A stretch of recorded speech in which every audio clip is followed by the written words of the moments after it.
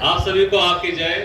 अब मैं हमारे बीच में जनजाति आयोग के राष्ट्रीय अध्यक्ष अंतर सिंह आर्य जी जो हमारे बीच में उपस्थित है, जिन्होंने इस महासम्मेलन को सफल बनाने के लिए हमारे लिए इतना सहयोग किया कि जब जब हमको दिक्कत आती थी, चाहे रात हो या दिन हो, हम कभी भी उनको फोन लगाकर उनको परेशान किया और हमारा प्रशासन के साथ तालमेल जमा के इस महासम्मेलन को सफल बनाने में महत्वपूर्ण योगदान दिया।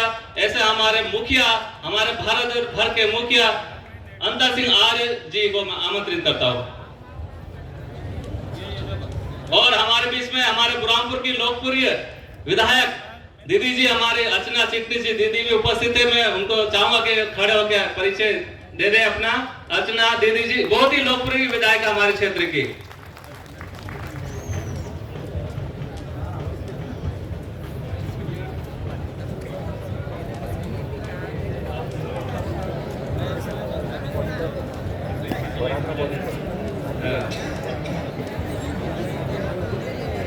जय आदिवासी, जय जोहार। भाई, यहाँ पर देश के विभिन्न राज्यों से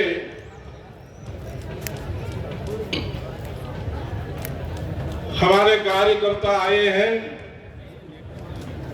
तो वैसे इस क्षेत्र में तो मैं आदिवासी में बोलता था, परंतु मंच से मांग करेंगे दादा, अलग अलग क्षेत्र से लोग आए हैं तो आप हिंदी में बोले। मंच पर बैठे सभी अतिथिगण और इस पंडाल में बैठे हमारे देश के विभिन्न राज्यों से आए हुए मेरे भाइयों और बहनों, और आगे जो मंच के पास में बैठे हुए हमारे जनप्रतिनिधिगण, मैं सेंधवा से, मध्य प्रदेश के सेंधवा बड़वानी जिले से तो आया हूं, पर मैं इस महासम्मेलन के लिए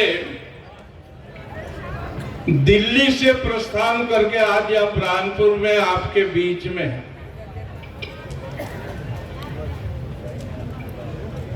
यहाँ पर ये बताया गया कि भाई कुछ परेशानी आई यहाँ पर कार्यक्रम में। कार्यकर्ता ने मुझे अवगत करवाया, हम उसी समय प्रशासन से बात करी, और मैं तो यहाँ पर ये हमारे समाज के अपने लोग हैं, अपने लोगों के बीच में मिलने के लिए आपके बीच में मैं आया हूं। ये जो आयोग है क्या है? राष्ट्रीय अनुसूचित जनजाति आयोग। देश के अंदर जो 11 करोड़ से अधिक आदिवासी रहते हैं, सरकार ने उसको मतलब संरक्षक के रूप में आयोग को बनाया कि मैं जब से इस आयोग में काम करने आया है, 13 मार्च को 2 साल हो जाए। आयोग का काम क्या है? और इस पौने 2 साल के अंदर मैंने देश के आधे से ज्यादा राज्यों और केंद्र शासित प्रदेशों के अंदर दौरा किया। पहले तो मैं मध्य प्रदेश में काम करता था, अब मैं पूरे आदिवासियों के बीच में देश के कोने कोने में जाने का मुझे अवसर मिला। बहुत सारी बातें हमारे गजानन भाई कौन है भाई? ये मेरा साला है।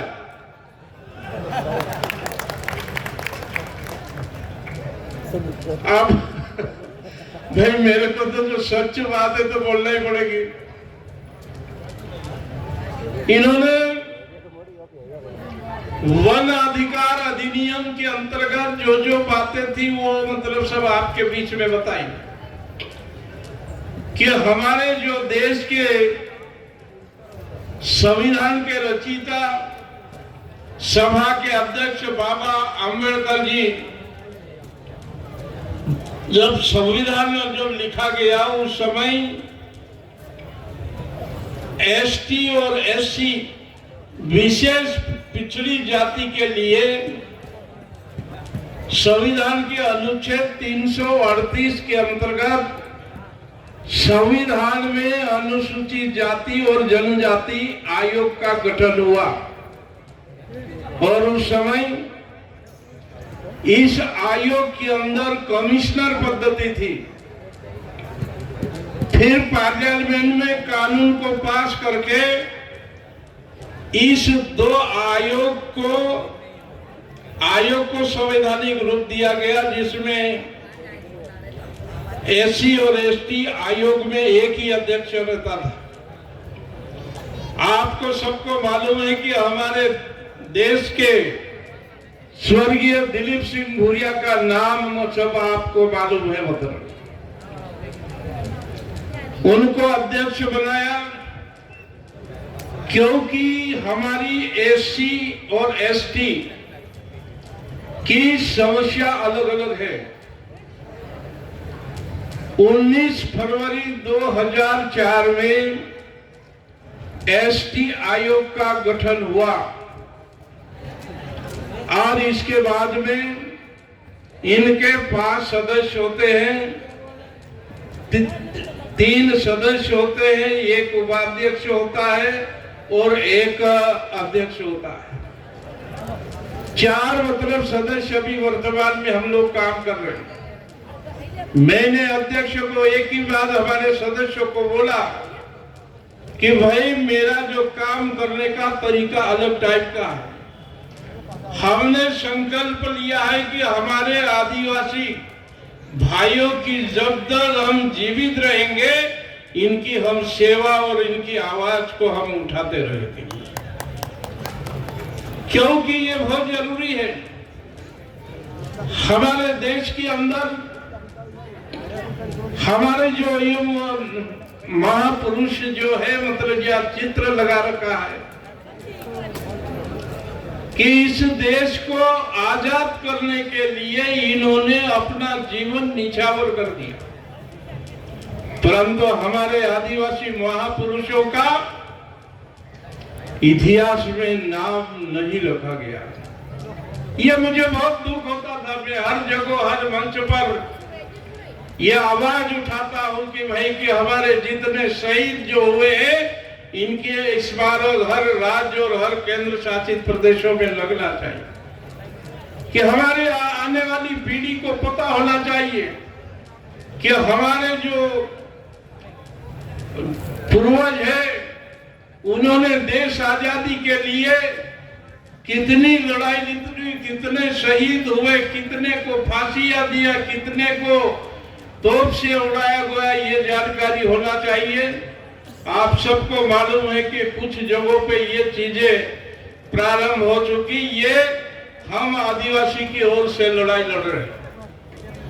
मेरा आपसे निवेदन है कि भाई यहाँ जो गजानन भाई ने जो बात बताई है एफआरए वन भूमि के विषय के ऊपर, जिस दिन में मैं कमीशन में आयोग का अध्यक्ष बना, पूरे देश के अंदर जिस जिस जिले में जाते हैं वहां पर कलेक्टरों के साथ में बैठकें होती है और हमने बोला कि भाई 13 दिसंबर 2005 के पूर्व जो भी हमारे आदिवासी भाई जो वन भूमि पे काबिज था उनको वो अधिकार मिलना चाहिए। ये आयोग की लड़ाई है, आप लोगों को मालूम होना चाहिए।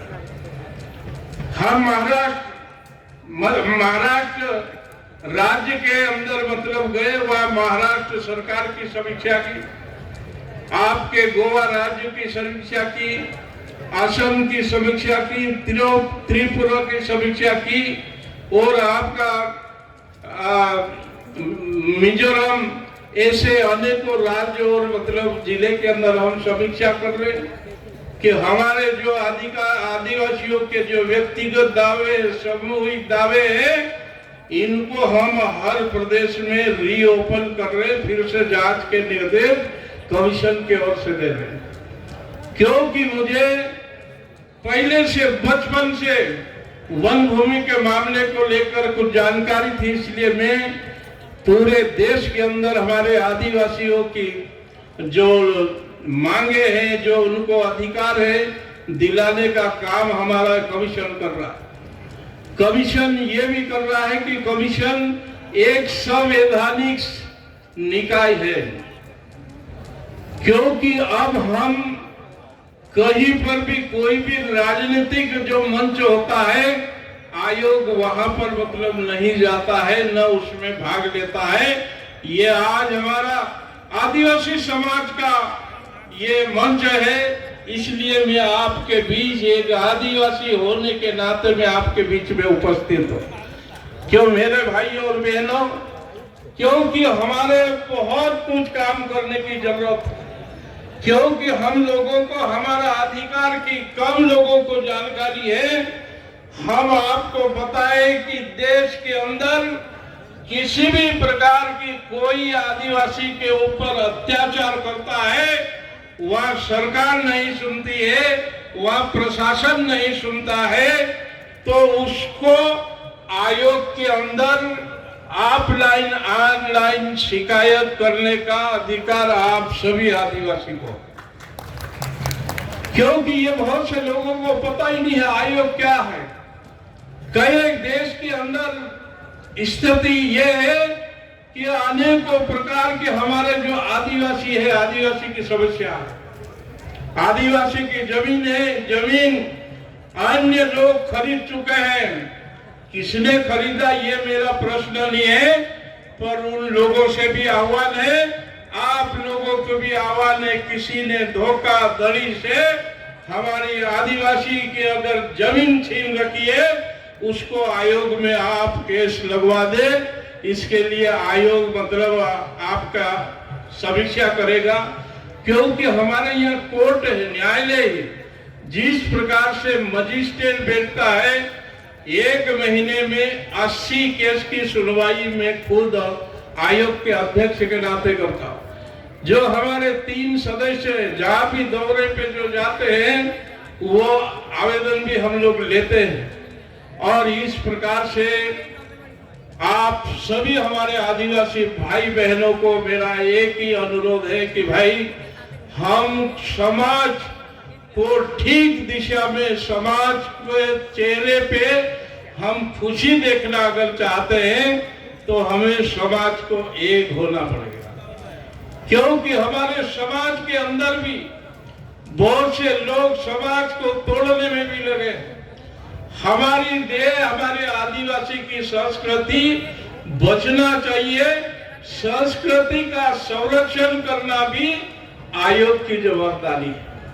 इस प्रकार के अगर कोई मामले अगर आपके पास आते हैं, तो सीधे आयोग के अंदर आप लगाए।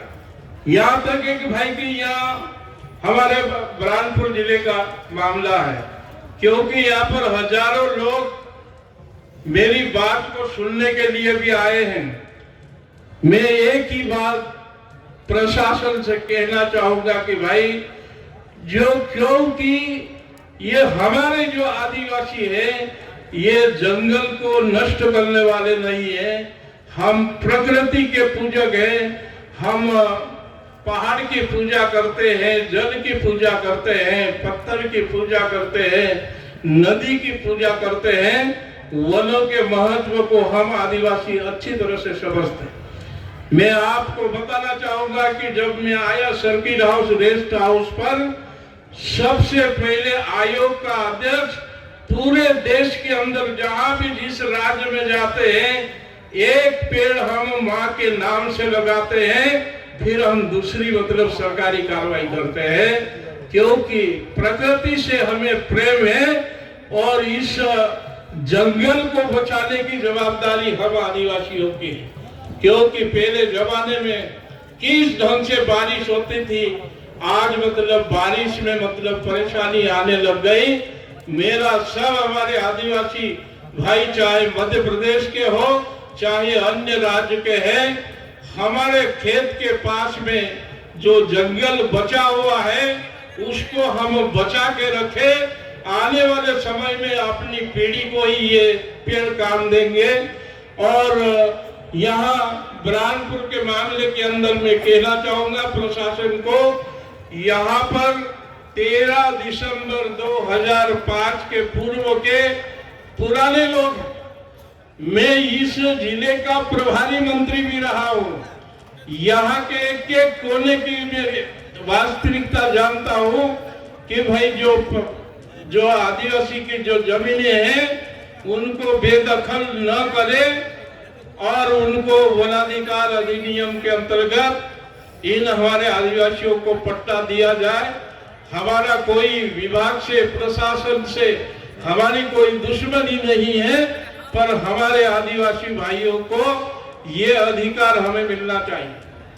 दूसरी बात मैं कहना चाहूंगा कि भाई मुझे इतने देश के अंदर घूमने के बाद ये ऐसा महसूस होता है कि भाई हमारा भी 11 करोड़ से ज्यादा हमारा समाज के लोग हैं, क्यों नहीं किसी न किसी राज्य के अंदर हमारा एक ऐसा स्कूल तैयार होना चाहिए जहाँ की हमारे 100-200-400 बच्चे आदिवासी वहाँ पढ़ सके।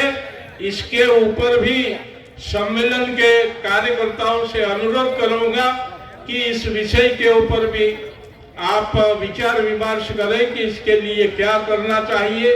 जो मंच डिसाइड करेगा उसको मैं भी स्वीकार करूंगा। और मेरा आप सबसे निवेदन है कि भाई हमारी जो नई पीढ़ी है, सोशल मीडिया का युग है, हमारी नई पीढ़ी से हमारे उनके परिवार वालों से अनुरोध है कि गलत व्यसन गलत आदत छोड़े। इतने हजारों लोग यहाँ पर आए हैं, आप अपने अपने क्षेत्र में मतलब इन चीजों के ऊपर ध्यान दे ताकि आने वाली पीढ़ी हमारी उनका भविष्य अच्छा हो। क्योंकि आने वाले समय में देश की जवाबदारी, समाज की जवाबदारी इन्हीं बच्चों के ऊपर है। बच्चों को व्यवस्थित करें और सही रास्ते पे चलने का ज्ञान परोसे। क्योंकि ये युवा है, ये युवा 13 साल 15 साल के जो बच्चे हैं वो जिस ओर मोड़े उस ओर मुड़ सकते हैं। इनको अच्छा मार्गदर्शन नीचे भी मिले और समाज इसके लिए चिंता करे। आज मैं आप सबके बीच में आया हूँ और आप सभी को आश्वस्त करना चाहता हूँ कि भाई जो भी मामले, चाहे सिर्फ हमारे आदिवासी की भाई की बात नहीं है, जो सरकारी कर्मचारी आदिवासी है उनका आरक्षण, उनका संरक्षण और उनकी पदोन्नति के भी कोई जो मामले हैं वो आयोग में सीधे अध्यक्ष के नाम से, सेक्रेटरी के नाम से, सदस्यों के नाम से आप ऑनलाइन ऑफलाइन जरूर करें। और मैं चाहता हूं कि आयोग की जो ताकत है वो हमारे सभी 11 करोड़ आदिवासी के पास पहुंचे, ऐसी शुभकामना आपको देता हूं। और यहाँ सफल सम्मेलन के लिए आयोजक की पूरी टीम को आयोग की ओर से बहुत बहुत धन्यवाद। और जय आदिवासी, जय जोहार, धन्यवाद।